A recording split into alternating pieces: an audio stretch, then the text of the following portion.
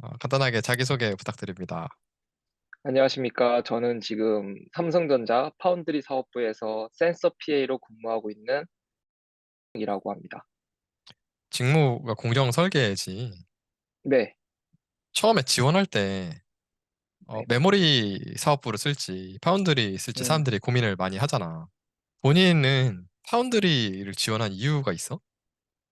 이게 사실 저희 학부 때는 보통 메모리 관련된 과목은 없잖아요. 들어봤자 반도체 공정 때 뭐 시모스 구조를 만든다던가 이런 식의 반도체 공정 과목이나 뭐 이런 과목만 됐다 보니까 메모리 부분에 대해서 좀 무지했던 것도 있고 또 사실 제가 학부 연구생을 잠깐 했었잖아요.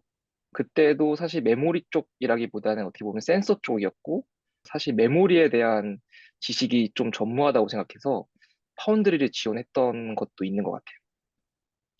그리고 또 그때 당시에는 파운드리가 또 한참 이렇게 인기가 올라오고 있는 때여가지고 지원했던 것 같은데, 돌이켜보면 잘한 선택인지는 모르겠습니다. 근데 메모리는 뭔가 D램이랑 이렇게 플래시랑 이렇게 딱 정형화가 돼 있잖아요. 그러다 보니까 그 두 개에 대해서 많이 알아야 될 것 같은 느낌이라면 파운드리 같은 경우에는 뭐 센서도 있고 뭐 여러 가지가 있잖아요. 뭐 DDI 뭐 이런 로직들도 있으니까 그런 부분에 있어서는 뭔가 자소서에 더 쓸말이 좀 있겠다 싶어서 지원했던 게 큰 것 같아요. 그리고 학부 연구생 하다가 그때 석사 네. 한참 고민을 하다가 결국에는 안 했잖아. 네, 맞습니다. 그 이유는 뭐야?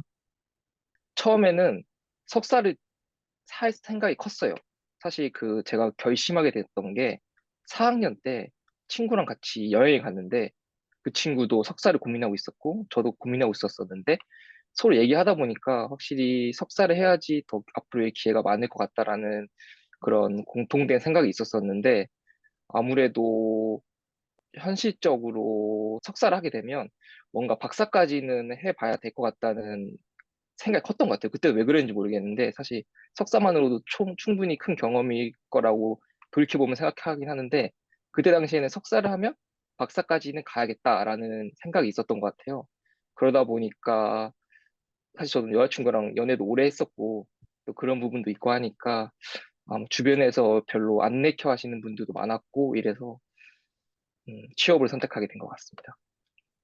학부생 연구생 경험이 본인의 어떤 점을 좀 뭐 변화시켰다거나 아니면 어떤 부분에 영향을 미쳤다 뭐 이런 게 있을까? 크죠. 아무래도 제 생각에는 중학교, 고등학교, 대학교 때까지는 학부생까지는 아무래도 뭔가 내가 공부하거나 이런 걸 테스트 받는 게 시험밖에 없잖아요.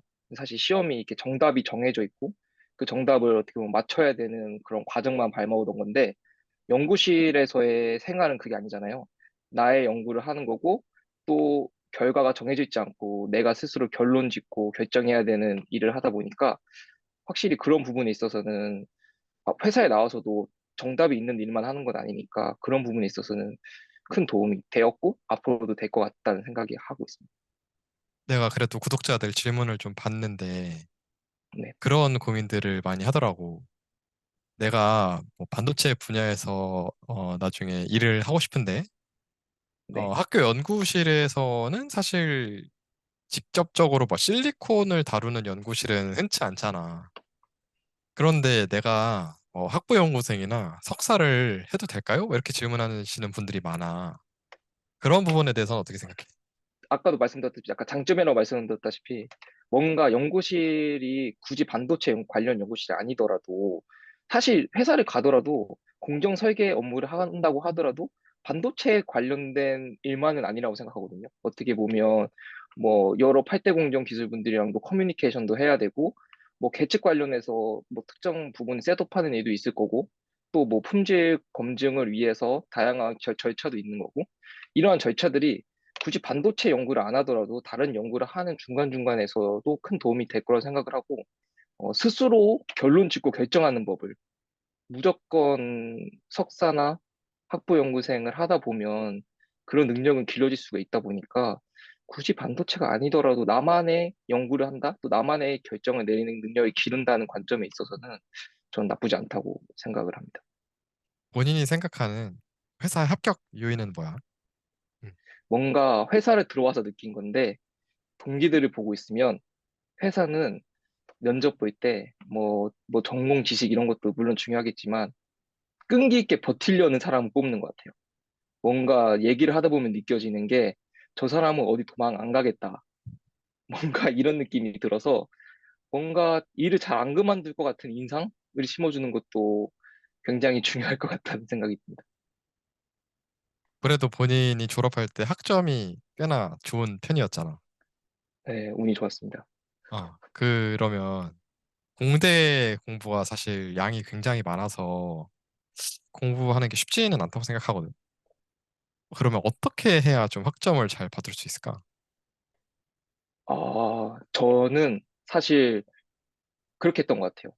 저희가 전자전기공학부잖아요. 그러다 보니까 전자 수업도 있고, 전기 수업도 있고, 뭐 통신도 있고, 프로그래밍 쪽도 살짝 있었고, 그러다 보니까 여러 개를 이렇게 걸쳐놓고 하다 보면 학점 따는데 아무래도 어려울 것 같다는 생각이 들더라고요.